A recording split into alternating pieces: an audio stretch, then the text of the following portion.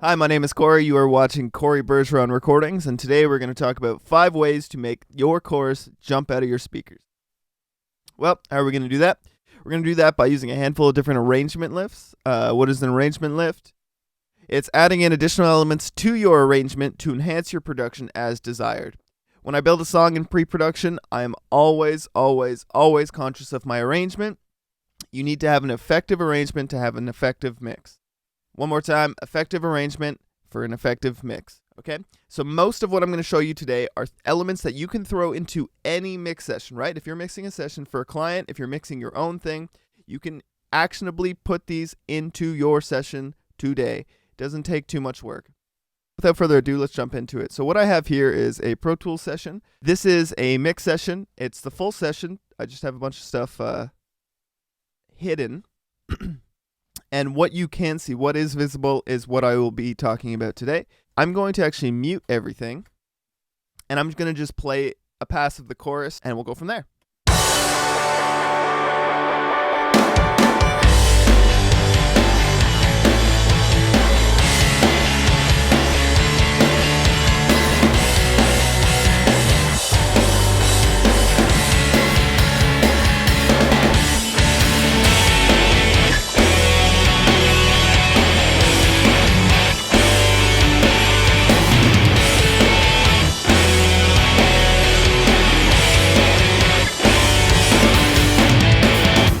Cool, so here we have a chorus of an unreleased top secret track. I'm using this track because the chorus has a lot of different elements in it that bring up the energy and the production value.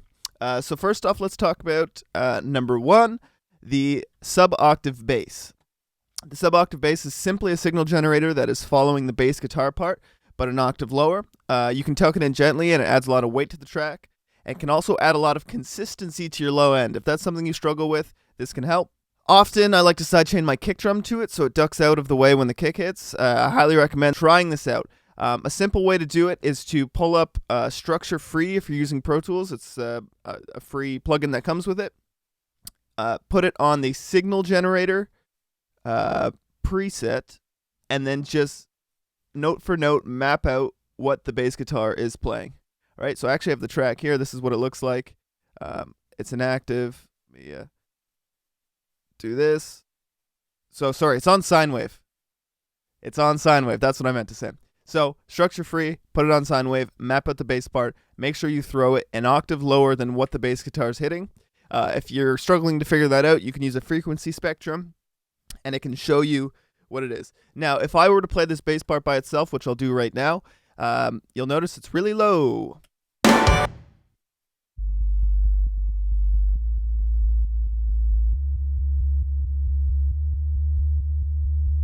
So yeah, that's exactly what we want it to sound like. I'm actually going to play it in context of the mix and turn it up just a little bit. Come on, there we go.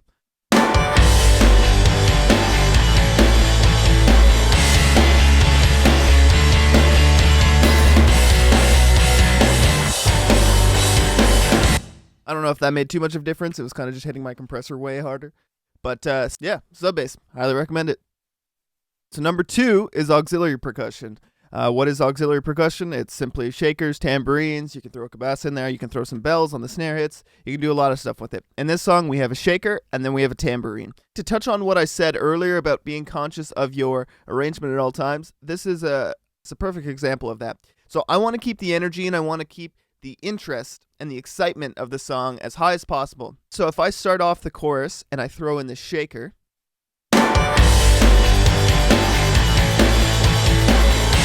cool. It's adding some forward momentum. It's adding a rhythmic element that's bringing up the energy.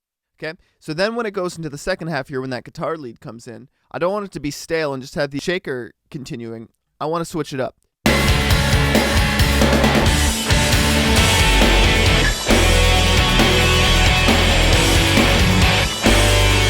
And I have it punching with the guitars and the drums and the bass and everything. So another note here is be conscious of what cymbal the drummer's hitting and where the guitar leads sit. Understand the frequency range that a percussion element such as this takes up. It's usually lots of high end, and it's usually going to be panned off to a side. So on the shaker side, in this track, I have it panning opposite to the ride. So the ride is on one side, the shaker's on the other side. Then when the tambourine comes in, that's when he starts crashing on the other side. All right, so that's aux percussion. Pretty simple, pretty straightforward. If you don't have a shaker performed, if you don't have that in your session, you can, 1, recreate it by recording it. 2, which is even easier, finding a VST that can make a shaker sound. I think there's a stock Pro Tools thing that will make a passable sounding shaker or tambourine. Or 3, mangle a already recorded shaker that could be at a different tempo and a different rhythm pattern, and just mangle it together and make what you need out of it. You'd be amazed at what you can get away with. I've done this too many times. It's going to be tucked in. No one's going to solo your shaker. It's okay. It'll do the trick. So that's aux percussion. So let's move on to the next one, which is acoustic guitar. So this is number 3. In this song in particular, I only have acoustic guitars playing during the chorus. So when the chorus comes in, acoustic guitars start strumming what the distorted guitars are playing on top of the distorted guitars. And they follow the exact same rhythm pattern and everything. Excuse me. What it does is it adds another layer to the chorus, something that's there, but isn't in any other part of the song. So what I have here is a stereo pair of acoustic guitars playing the exact same thing, strumming along. Maybe if you're playing a part that is like simply power chords and it's all over the place, strumming all 6 strings of the acoustic guitar may not sound the way you want. So you might have to get creative and tune some of those open notes to be in the key, and you can make some really cool, interesting chords. I know on this record we did that a lot. So this is what the acoustic guitars sound like soloed. So they're compressed pretty hard, and they're scooped to hell and back because I need to make room for all of the other elements in there. All I really want is that sheen, sparkly top end, and I want to make them sound super, super wide. All right, so let's play this part.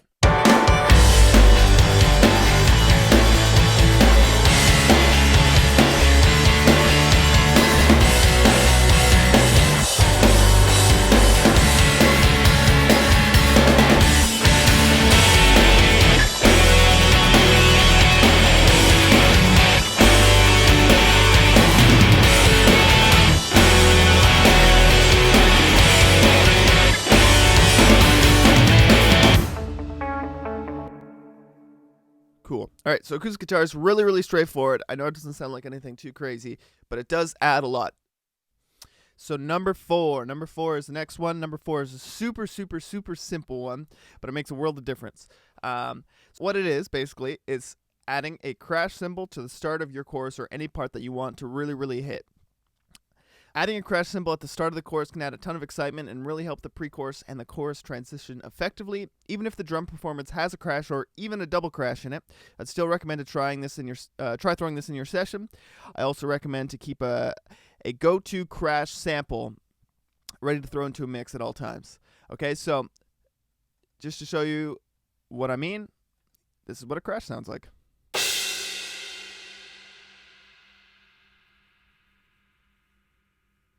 You know what? Maybe this is a double crash sample. I got this from someone else, and I've been using it ever since I got it. I'm going to play the song with this in, and then I'm going to play it with it out.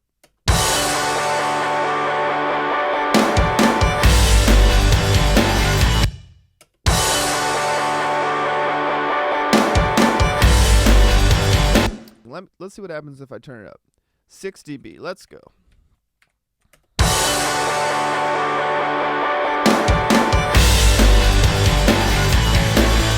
Doesn't hurt. It's a little hot. Let's pull it down to 3. We'll split the difference here. Let's see what happens.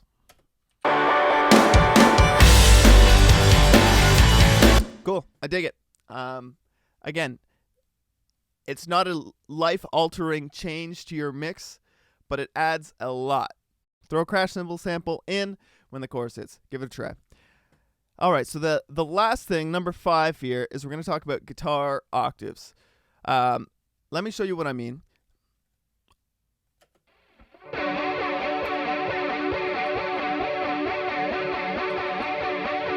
So the chorus pretty heavily. I like to throw the chorus on it because it just kind of gives it this this movement, which when tucked in kind of gives it this like glowy, glossy thing. Again, it's subtle, and these are really, really, really tucked in. But let's hear it without, and then we'll hear it with it in, and you'll see what it does.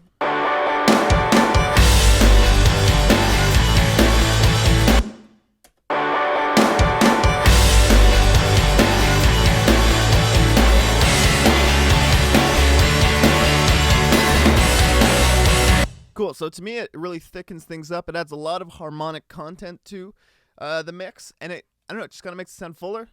It's all positive on my end. I'd recommend if there's any pauses or anything like that, make sure that there's nothing going on there. But yeah, that's the 5 elements. So to recap, we have the sub bass octave. We have aux percussion, shakers, tambourines, cabasas, bells, whatever you want to throw in there. We have acoustic guitars strumming the same as what the distorted guitars are doing, just layering them up, adding width, adding sheen. We have crash cymbals to just make an effective punch on the downbeat when the chorus comes in, just a clean, crisp crash. It really helps with the transition between the pre-chorus and the chorus. And then lastly, we have octave guitars. I'll just say I have these panned 80% to the left and 81%. Boom, 80% to the right. Just to kind of give them maximum width, but not step over the distorted guitars that are panned 100% there. Yeah, little things. That's it. Thank you for watching. As always, make sure to subscribe. I also run a Facebook group. There will be a link in the description. It is active. We post in there every single day. So if you're interested in learning more, if you want to ask me any questions specifically, feel free to message me there. Anyways, I will see you later. Corey, bye. That's me. Bye. It's not doing a whole lot, but it's definitely making a difference, and I like it. It sounds good.